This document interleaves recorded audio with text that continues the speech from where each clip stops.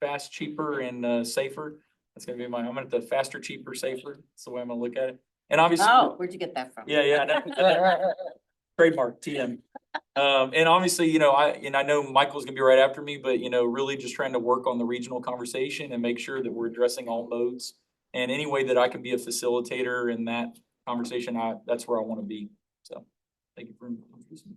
Very good, and we're all excited to have you take over this. We were a little nervous there when David was retired. We were taking over, so we're very happy about that. Thanks, sir. So, ladies and gentlemen, would anybody like to make public comments to the board? We would have a 3-minute time limit, but you have 3 minutes if anybody would like to. Okay, seeing no public comment. Has everybody had an opportunity to review the summary from our, yeah, I'm sorry, I just, thank you very much. So we also have another special guest to introduce, and that is the new CEO of Tampa International Airport, Michael Stevens, is with us. And so, Mr. Stevens, would you like to introduce yourself to the group?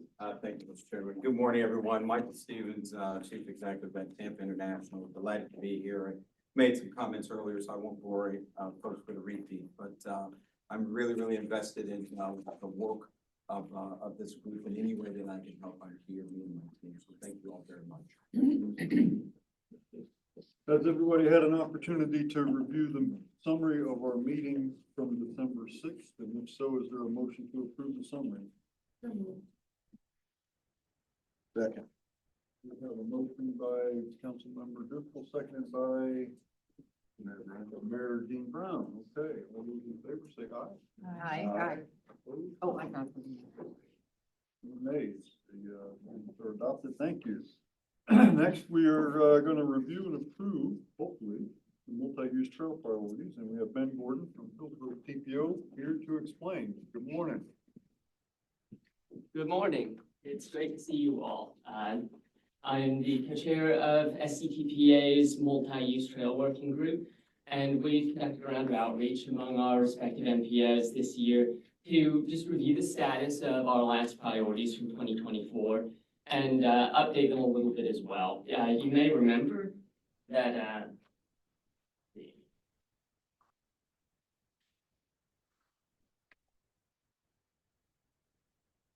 okay, yes, so in 2024, we agreed on a shift towards an unranked list of priorities. It would be a little bit shorter and more targeted, and that just reflects the reality that this is more of a coordinating and strategizing body than anything else. And we continue with that approach this year. We did add and remove a few trails, but as you can see, the map hasn't changed that much. It's a little bit longer on balance, and you'll see we have a lot of interesting trails planned across this network, this whole metro area. For Hernando and Citrus, their current priority is the same one as last year, the Three Sisters Trail, and we haven't heard about the status of it yet, but we're going to keep looking into that. For Pasco, in 2024, their priorities were the Orange Belt system and the Orange Belt Trail. And they put in a SunTrail application that was not approved. And after a request from their engineering department, they decided to shift towards a different segment of the same pathway. It's from US 41 to Collier Parkway Boulevard and adds a 12-foot multi-use pathway. It will be part of the SunTrail network. And that application is now pending. So that's their new priority. For Hillsborough, we are staying with the same priorities as last year. The Tampa Bypass Canal Trail, currently no activity, but SunTrail application went in. South Coast Greenway is a little bit more complicated. Phase 2 is complete. The Big Bend Overpass is in design and funded. Phase 7 is in an alignment study. And Phase 4C is at 30% design completion. And then for the Upper Tampa Bay Trail, segment 4, has some dedicated county funding and towards right-of-way and construction, but it's still a while out. It's currently in the design phase.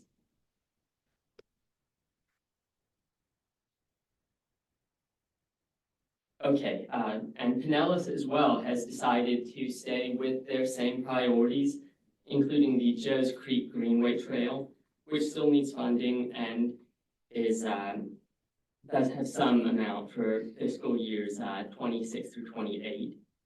And as well as the Pinellas Trail Loop along 126th Avenue, which is in an alignment study. Manatee Sarasota has added about 4 new additions. Most of them are targeted overpasses and sort of small improvements. Geneva Mert is from Parkland Avenue to Fruitville Road. This would be a short segment along removing the existing 5-foot sidewalk and constructing a 10-foot wide multi-use trail. It's a little bit too small to display effectively on this map at the moment, but it would connect to the Legacy Trail, which connects Sarasota and Venice, which is internally to the wider statewide Sun Trail network.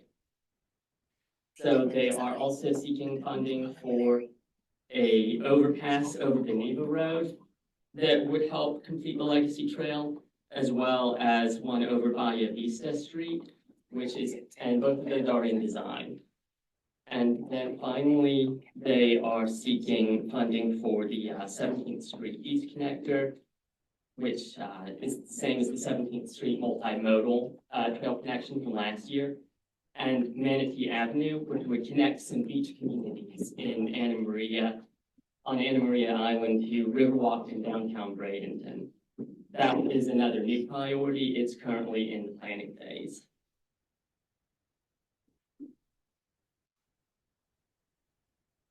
Finally, Polk is retaining one of its 2 priorities from last year, the Old Dixie Trail, which is from Auburndale to Lake Alfred and is in the design phase at the moment. It's a regional multi-use trail between Auburndale and Haines City. There's a joint application pending as part of the Sun Trail network between Auburndale, Lake Alfred, Winter Haven, and Polk County. And that will link Auburndale's Van Fleet Trail with the Sun Trail network, with the Lake Alfred and Chain of Lakes trails more locally. Then finally, they have attained FDOT program funding for fiscal year 2025, I believe, for the Ingraham Avenue Trail Lakeland. Correct me if I'm wrong on that. But because that is accounted for, they have replaced that trail with 2 new ones, the Kennerock Connector Trail, which will close a gap in the Sun Trail network. It extends from East Robson Street in Lake Parker Park to Lake Craga Drive at the Lakeland Regional Cancer Center. And it's again part of the Sun Trail network, part of Lakeland's Lake-to-Lake Bikeway network, and it includes both the Collier County and Polk Regional County connectors. And finally, there is a safety project planned along Jackson Avenue on Collier to Park Regional Sun Trail corridor, and it's just going to fill sidewalk gaps, introduce some traffic calming measures, crosswalks improvements, other just bicycle and pedestrian safety measures. It's just about 2 miles long, so it's also hard to see on the map, but the status still is to be determined. But that is all that we have at the moment. So again, it's a bit of a longer list than yet last year, but not a drastic shift. Any questions? Thank you, Mr. Gordon. Board members, other questions from Mr. Gordon? I have a question maybe for Dave, on Manatee Avenue, the project that he mentioned out there. Have you got a concept for what that looks like? And it's between Anna Maria Island and downtown Bradenton? Yes, we've done some initial studies and it's not quite ready for design, but feasibility, the overall alignment has been recommended and adopted. And that is, moving through the process. Since if I may, Chair, I had a comment that I was gonna make for mainly to Secretary Hall, but I think it's worth sharing with all of us is that what we've seen with the Sun Trail funding is lots and lots of PD&E work being funded, much less of construction-ready segments and gaps. And I'm thinking that, maybe not for these priorities, but in our discussions with our districts, we try to get them to turn that around so that they're actually getting more projects that are construction ready, that our local jurisdictions have already done studies on and have even design work done in some cases that we put our federal money onto them, and now for construction, they should be focusing that central money on construction. It's something like a 1-to-5 ratio, with 1/5 of the funding going to construction and 4/5 going to PD&E work. And at that rate, we'll never get our Suntrail network completed, and we're making great progress. Just a comment to that, if it's all right. This is a part of, in Bradenton, Manatee County, obviously, that's where I'm at. And we've already done some of the one-off projects when we're remodeling something or redoing a street, we're putting it, and we're getting a lot of grief from our residents because, well, it's a trail to nowhere. Yeah, but if you don't start when you're doing an actual project, then you won't ever connect it. So, and even though it's not directly on Manatee Avenue, because we realized there's no room to put it, but it's that corridor that will go from downtown to the islands. And both our bridges on the islands are gonna be replaced. One of them's already gonna start construction with the Cortez Road, and Manatee Avenue is down the road a little bit. But that's gonna play into part of the trail part of it as well. I have a long history working on those projects, as Dave knows, so I'm interested in seeing that happen. It's like we're working for a world we may never see. And 20 years ago, we worked on modifying Manatee Avenue through downtown Bradenton to build the bike lanes and the on-street parking, which wasn't there before. So it all fits together. It just takes a long time. Takes a long time, and that's what the residents don't realize, and we had to really push this one area that, hey, yeah, it's a mile stretch or a little less than that off a side road, but once everything else connects to it, and it probably won't be in our lifetime. Good. Other questions for Mr. Gordon? Well, I want to jump in on my. Oh, Commissioner Starkey. Because I always love talking about trails. I put the Orange Belt Trail on the state opportunity map in the early 2000s, I don't know, and we're still trying to overcome some resident, they're all convinced they're gonna get raped and murdered if that trail comes anywhere near their property in the east side of the county. I just wanted you to be aware, and I've had this discussion with the commissioner that is now with TPL, Charles Hines, that you have this wonderful legacy trail, and I just saw some of it when I was down in Sarasota. And it's coming up, you've added Pinellas County as part of it, but we would love to be added to it as well, because we have the what we call the Coastal Anklet Trail along the coast, and it's connecting to City of Tarpon Springs and the Pinellas Trail. And so that is a great, continuation of what could be the legacy trail. We are also, with some of our HUD money from the storms, working on another piece of that trail that would go on Old Dixie Highway up to Sunwest Park, and it almost gets us to Hernando. So if, I'd love to see that all be called Gulf Coast. Is that what you call it? Yes, Gulf Coast Trail. The Gulf Coast Trail, and let's just see how far up we can get that trail. So if you consider that. Yeah, that's a good. It's already suggestion. built, Coastal Anklet. To your point about the Coastal Anklet Trail, we are working with the City of Tarpon Springs to address the Elfer Spur, which is a Yeah. gap now over the Anklet River. The city has, I think they're putting out a bid for hardening of the seawall, to build a seawall there to reinforce. Oh, they're gonna try and come over the river again? I had heard they were coming out to alternate 19 and coming back Well, in. we're prepared to spend money on a feasibility Great. plan for an alternate alignment, which would probably most likely use the Alt 19 bridge, which needs to be replaced, is Yeah. not standard. But we don't want to spend that money if they're going to be successful in finding a contractor for the $1 million they've estimated to harden the seawall for the existing right-of-way that they have for the Elfer Spur. Okay. It's a little bit of a debate between Pinellas County and the city. The county does not feel like spending any more money is gonna have any value, because that river is going to continue to erode. the system there. That's the county's perspective. Tarpon doesn't have that perspective. They think it can be stabilized.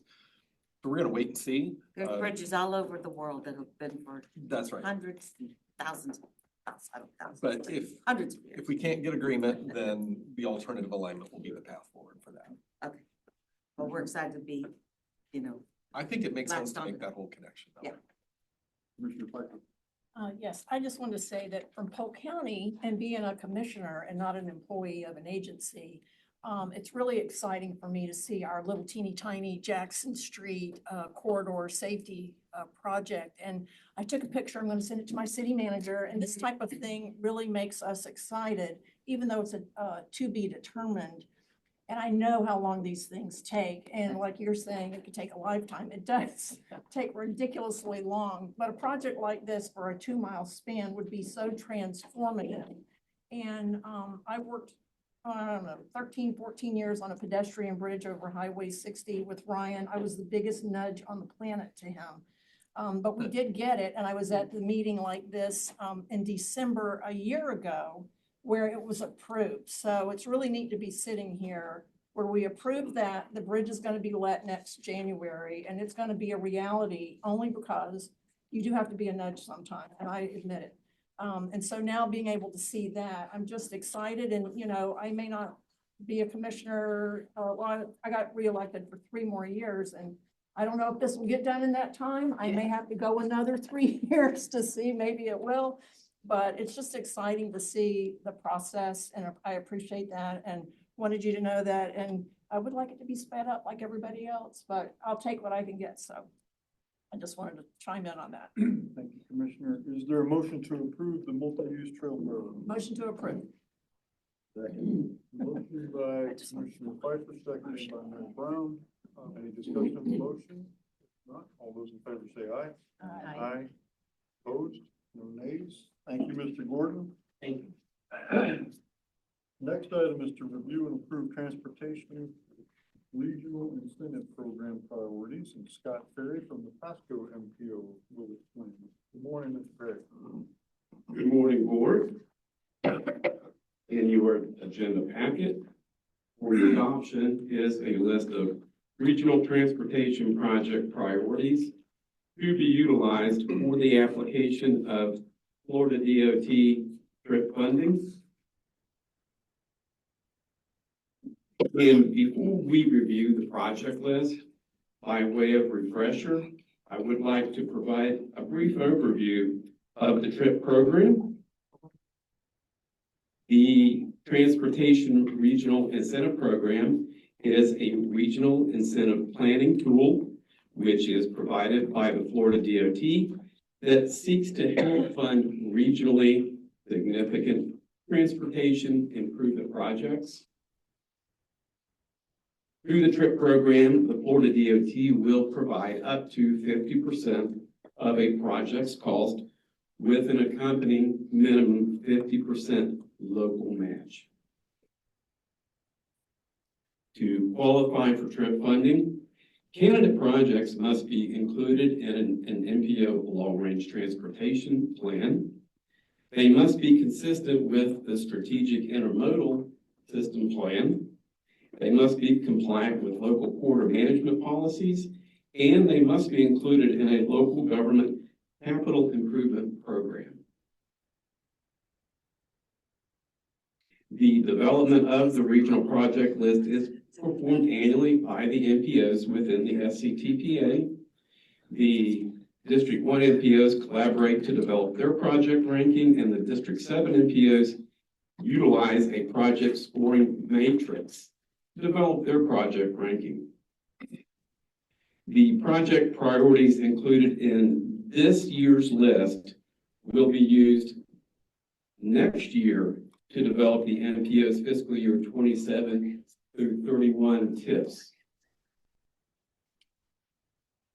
The 2025 list is composed of 6 projects within District 1 and 8 projects within District 7. And there are no new project funding requests for this year.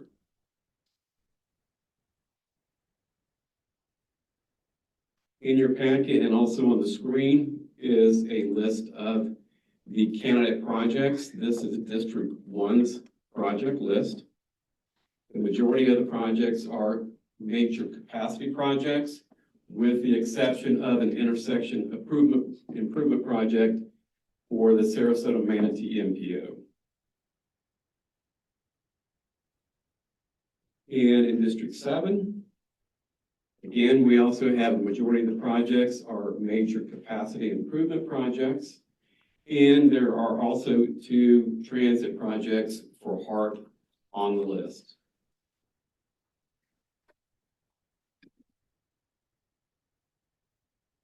The total amount of TRIP funding requested by District 1 by the District 1 MPOs is almost $101.8 million. And the total amount of TRIP funding requested by the District 7 MPOs is $72.9 million. If there are any questions about the projects, I'll be glad to answer those. Thank you, Mr. Ferry. Ms. Walden? Scott. I just wanted to make a small minor change on the Rangeland project. We have information that it will be going from, instead of 4 to 6 lanes, it'll be going from 2 to 4 lanes. Can we Okay. make that notation for our notes, please? Okay, Thank you. I think there'll be more public Public support Yeah. if it's not a 6-laner. that is a good possibility. I am curious why 5441 isn't on there, but is it on something else? Not here? I mean, my first, whatever meeting this is, meeting. I believe that's a CIS project. This, okay, so it's a different list. You would have to come up with 50% of the cost. Yeah, If you you don't want went that. after TRIP funding. Okay. That's an You don't entirely wanna do state that. project. We paid for, over whatever ourselves, so. Yeah, unfortunately, the legislature We has seem to not do it put a lot of ourselves. money into the TRIP program in a long time. That used to be an MPO advisory council policy position, was to increase TRIP funding.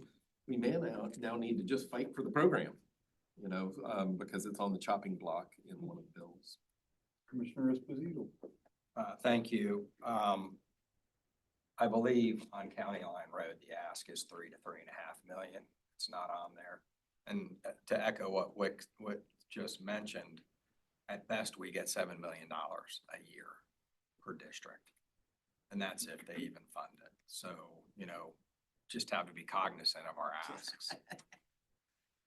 Going in the wrong direction. Are there other questions for Mr. Ferry?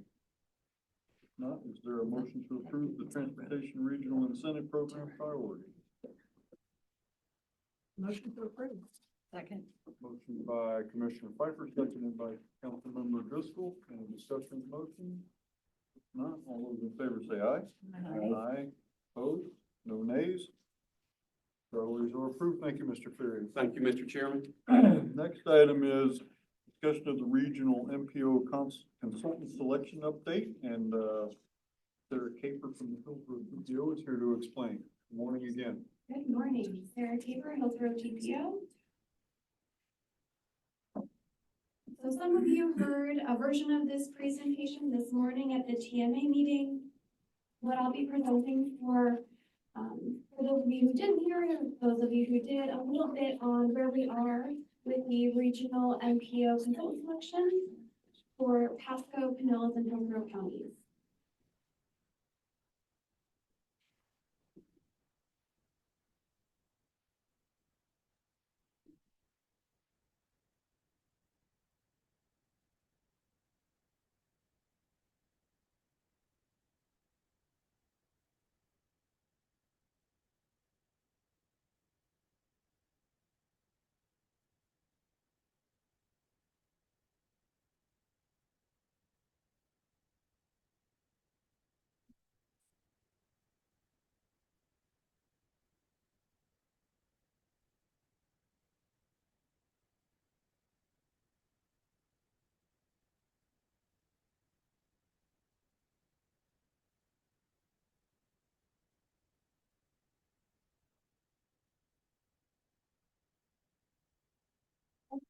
So the purpose of this consultant to help us create a staffing management and procedural framework for a regional MPO that's consistent with state and federal statute. And we're looking for a consultant who will help us with expertise on MPOs, organizational management, intergovernmental responsibility, facilitation, conflict resolution, and also the legal support to have this entity. In December, the TMA approved a scope of services for this effort. The Hillsborough TPO, which is the recipient of the funding from the Florida Department of Transportation for this effort, released a procurement package in February. Proposals were due in March. We received 4 of them. A selection committee that's composed of the executive directors of the Hillsborough, Pasco, and Pinellas MPOs met and provided a recommendation. Earlier today, the TMA leadership group provided their recommendation as well. In June, we're going to be taking this to the Hillsborough TPO board, which will allow us to begin negotiations after it is approved by the board, and then we can approve the agreement and proceed. As mentioned in April, the executive directors of the 3 MPOs involved reviewed and evaluated the proposals and decided to conduct interviews. The 3 top-ranked firms had interviews on April 22nd, and the selection committee recommended proceeding with the top-ranked firm, White House Group, followed by Public Works if negotiations or something else fails. And earlier this morning, the TMA leadership group received this update and agreed with the selection committee recommendation. So at its June meeting, we'll be taking this to the Hillsborough TPO board for their action. If approved, it would allow us to begin negotiations, and then we could take the agreement back to the Hillsborough TPO board for approval before issuing a notice to proceed. And with that, I'll take any questions you have. Thank you, Ms. Capers. Board members, this is for informational purposes only. There's no action required, but are there questions of Ms. Capers? Thank you very much. Thank you. Next item is a regional long-range transportation plan publication update. Chelsea Papero from Ford Pinellas will explain.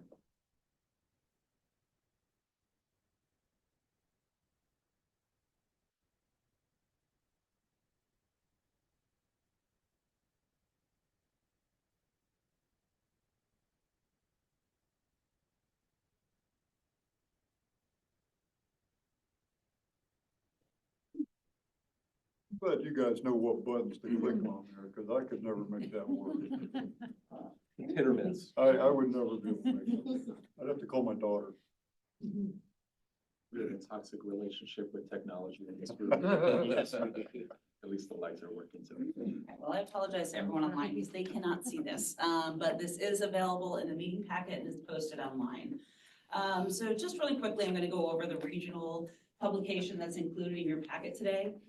Each year, all the MPOs that are members of the Suncoast Transportation Planning Alliance set aside $5,000, and that money goes towards a joint planning effort.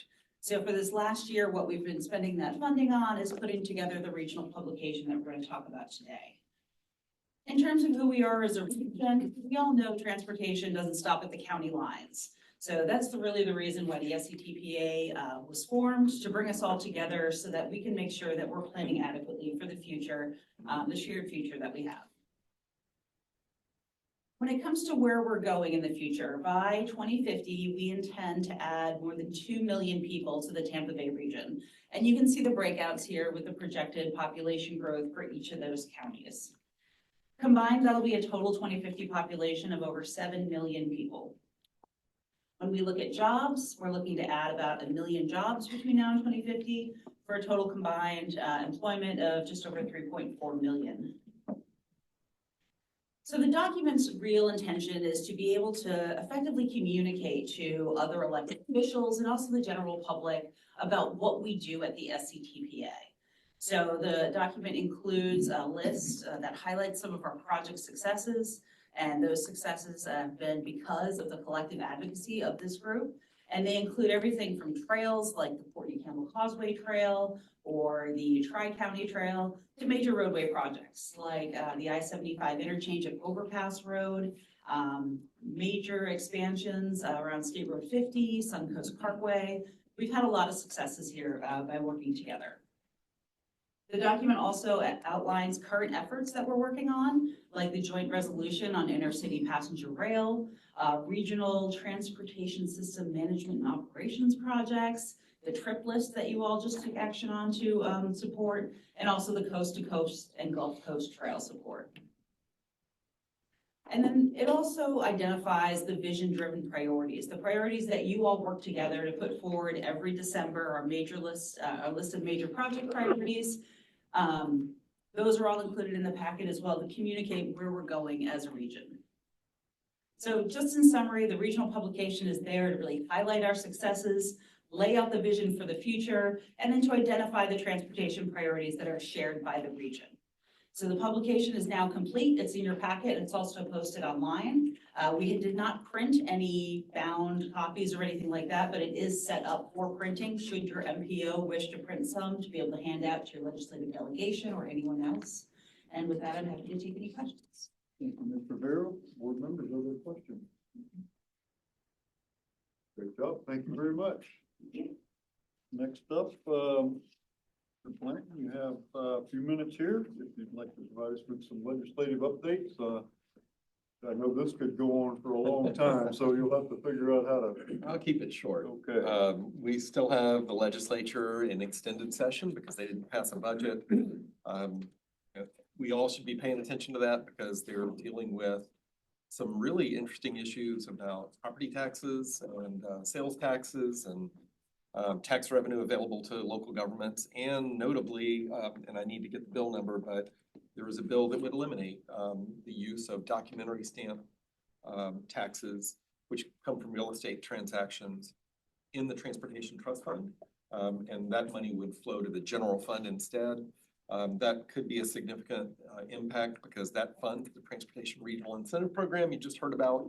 It funds the Transit New Starts capital program, and it funds significant portions of the strategic intermodal system and other MPO priorities. So, documentary stamp taxes, one thing I like to tell people is that you think you're paying for a lot with your gas taxes, but gas taxes alone are not even 50% of the share of transportation revenues when you look at the big picture. So all these other sources, and Florida is a growth state. We've always relied on growth, so real estate transactions are an important part of that. That is still being debated in the session, so we may or may not lose that. I think it's 5150 is the House bill, but I'll have to check on that one. The one bill that did pass and is pending the governor's signature is Senate Bill 462, which has some language about MPOs and MPO planning. It adds reduced traffic and congestion as a core MPO strategy. I'm still trying to figure out what that means for Pinellas County, where we're not going to reduce any traffic anytime soon. But it does open up some options for us to look at transportation systems management and operations that will help improve congestion and traffic flow, respond to incidents, things like that. This law also requires MPOs to develop performance measures in consultation with the Florida Department of Transportation, and then post the performance of the transportation network on their website. This is a softer version of the bill that passed last year that would have removed the executive director and the chair and disbanded the board and had it taken over by the FDOT secretary. So you can see we've come a long way from last year's acrimonious bill that emanated from a Sarasota County legislator. What are you doing down there, Dave? So I'm joking, of course. So this is a better bill. It does not abolish the MPO Advisory Council. That language was removed. And again, what I heard at the MPOAC meeting is we have a year to fight another day and demonstrate that the MPOAC is adding value and meeting some performance objectives. We also have the option under this legislation to enter into an agreement with the Florida Department of Transportation. It's an option, and that would be to clarify roles and responsibilities of what the MPO is responsible for and FDOT is responsible for. And I see some value in that because if you've worked around the state with a different secretary in each district, there's a different persona, there's a different culture, and the relationship sometimes between the state, district, and the MPOs can change. There might be some continuity and value added to that, so at least consider it. There's some direction to DOT to close gaps on the strategic intermodal system and some other aspects. And that's probably the most significant transportation bill. MPOs in another bill are required to address advanced air mobility in their long-range transportation plans. And that is a stealth way to get you to spend public dollars on advanced air mobility, because once it's in your long-range plan, then you open it up to federal and state funding. Not to say it's, not worthy, but that technology is still emerging, and we're going to be 3 or 4 years at least before it's able to carry anything more than 1 pilot and 1 passenger. And even then, the projection is it's going to be 4 to 6 passengers and not a whole lot more than that. St. Petersburg is doing an advanced air mobility task force, and thank you for appointing me to be on that task force. I'm hopeful that it'll be a good model for the rest of the local governments in the region to carve out what one local government can see as a potential advantage of planning around this new emerging technology. And I think we've got about 8 more months to produce a report for City Council. So we've got a deadline.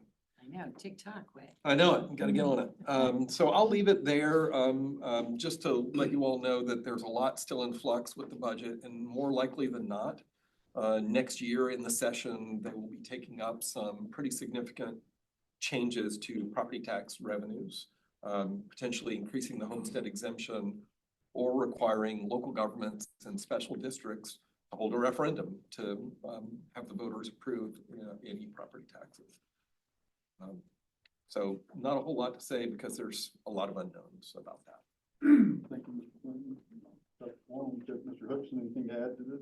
Just a comment that this year's legislative session had MPOs invited to testify to several House and Senate committees.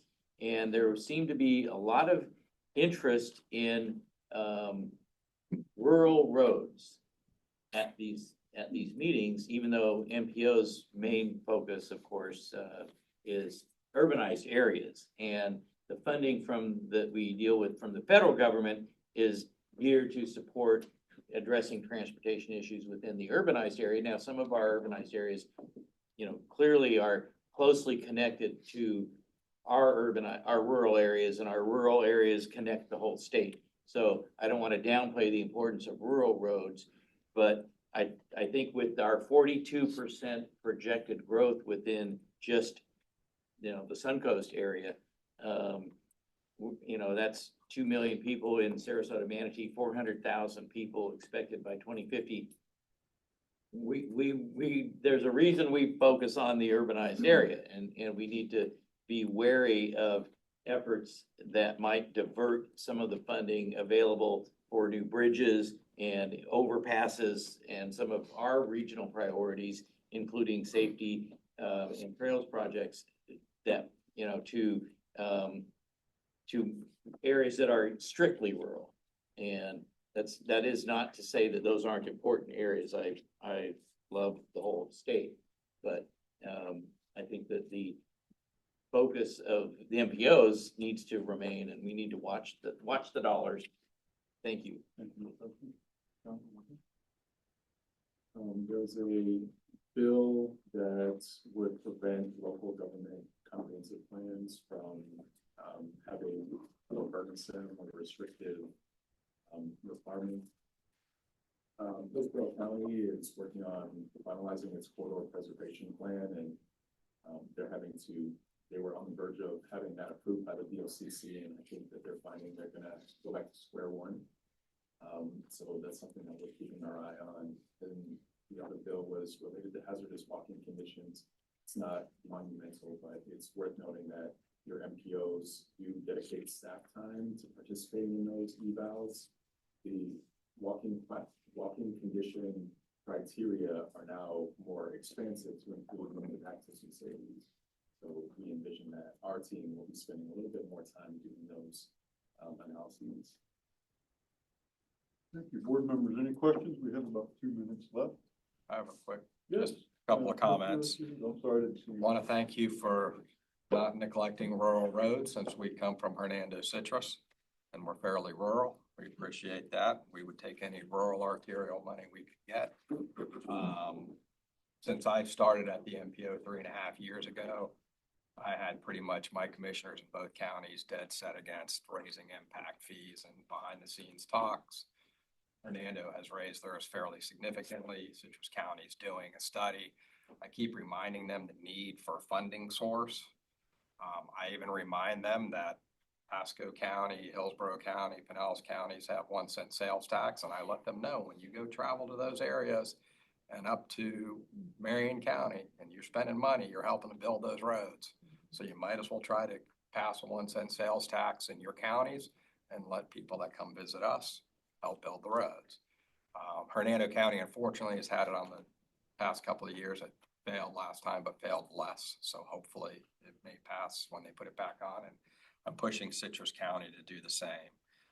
Also wanted to thank FDOT and Florida Turnpike Enterprise for everything that you all do. It is greatly appreciated. The Suncoast Parkway is rapidly moving along to US 19. They've already started the section from 486 to 495 the first quarter of this year. And they're starting the last section from 495 to US 19 in the third quarter of this year. So thank you very much for all that you do. Thank you, Commissioner. Anything else? I'll just speak to the rural initiative again, real quick. There was a provision in, I think it was Senator Simon in the Panhandle, Tallahassee area, who I don't like because he went to Florida State and played football for him. But anyway, he's a good guy otherwise, I guess.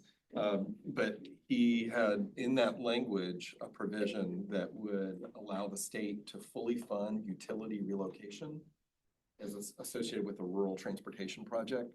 Many of you know that we can't fund utility relocation with our state and federal funds in the urban area. That tends to be a cost that local governments bear, and it is usually a barrier to getting the project done. We've had many projects done, particularly notably in St. Petersburg, that have been deferred because the city can't come up with funds for the utility relocation component. It can be quite expensive. We had a project on Gulf Boulevard where Pinellas County had to spend $8 million relocating utilities. And the state didn't pick up any of that money. So there is I think a desire in the legislature to rebalance how they spend transportation dollars and rebalance it away from urban areas towards more rural areas. And it's a significant concern. So it kind of reminds me of the 1970s when the pork chop gang in the Panhandle ran the legislature and the money wasn't flowing to fast growing areas like Miami-Dade, Broward, and Palm Beach. So just pay attention to that. The rural initiative is probably good for the state's overall economy, but there are some inequities being built into it that could punish urban areas. Thank you, Mr. Plant. Board members, any other business to come before the board this morning? If not, we will stand adjourned. Thank you, everybody. Thank you.